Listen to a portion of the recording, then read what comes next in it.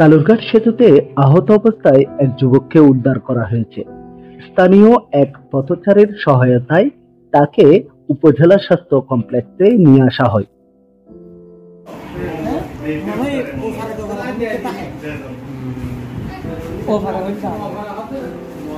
যুবকটি নিজের নাম পরিচয় স্পষ্টভাবে জানাতে পারছেন না। তিনি বলছেন তার নাম শুভ, পিতার নাম পঙ্কজ।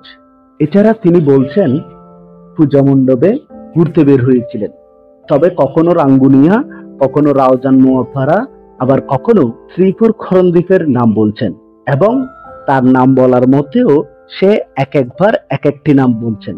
তার প্রকৃত পরিচয় নিশ্চিত করতে সকলের সহযোগিতা কামনা করছি। আমার ফ্যামিলি তো আমার ছিল, ওনারা দেখতেছিল হঠাৎ মানে মাঝখানে মানুষের দাঁড়ায় ওইখানে দাঁড়ানো ছিল, কয়েকজন মানুষ দেখতেছিল লাইব্রেরি, কিন্তু ওনার মাঠাতে কোনো রেসপন্স ছিল না। তো আমি শেষ না পাতে বা সে আবার এসে ডাইরেক্টে নিয়ে ওনারে নিয়ে মেডিকেলে আসতো, সে পাওয়া যায় না। আমি ওনার পাই নাই, এরকম ওনার থেকে জিজ্ঞেস করছি, বাড়ি বলছে আপনার উনি।